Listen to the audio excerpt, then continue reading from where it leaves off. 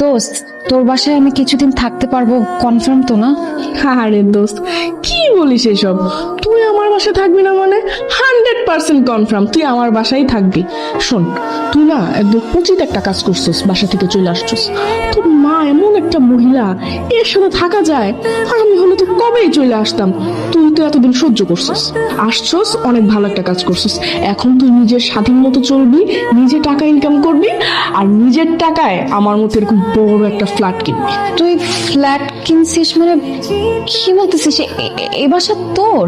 হ্যাঁ, এটা তো আমার ফ্ল্যাট, আমি নিজে টাকা ইনকাম করে নিজের টাকায় এই ফ্ল্যাট কিনছি। দোস্ত, তুই এত টাকা কিভাবে ইনকাম করলি? আরে এটা তো খুবই সহজ কাজ, তুইও পারবি। শোন, তুই যদি শুধু আমার কথা মতো চলিস না, তাহলে তুইও 1 বছরের মধ্যেই টাকা পয়সা বাড়ি গাড়ি সব করে ফেলতে পারবি। তুই যে সুন্দর, তুই সব এমনিতেই পারবি। দোস্ত, আমি নিজের পায়ে দাঁড়াতে চাই, নিজে টাকা ইনকাম করতে চাই, নিজের ডিসিশন নিজে নিতে চাই। কি করব বলতো? তোর সবকিছুই হবে, তো চিন্তা করিস না। তো আমার উপর শুধু ভরসা রাখ। একটু পরে আমার বাসায় একজন লোক আসবে, হ্যাঁ, সে কিন্তু অনেক বড় শিল্পপতি, তার অনেক বড় একটা কোম্পানি আছে।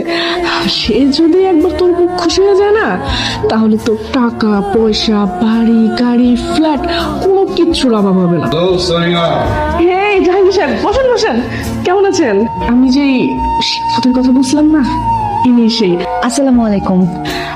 জাহাঙ্গীর সাহেব, এ হচ্ছে আমার বান্ধবী শিলা। তোরা তাহলে কথা বল, আমি চা নাস্তার ব্যবস্থা করতেছি। কথা বল। আমি মনে মনে যেমনটা কল্পনা করেছি তুমি তার চাইতে অনেক বেশি খাবার। Thank you sir.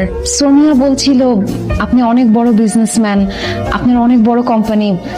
স্যার, আমি মার্কেটিং মেজর নিয়ে পড়ছি, আমাকে কি কোনো জবের ব্যবস্থা করে দেওয়া যায়? আমি তোমাকে সব তোমার চাকরি করতে হবে। কত টাকা লাগবে তো? 1 লাখ 2 লাখ, চলাফেরার জন্য একটা প্রাইভেট কার, একটা নিজস্ব অ্যাপার্টমেন্ট, সবকিছু আমি তোমাকে দেবো। তোমার চাকরি করা লাগে সেখানে।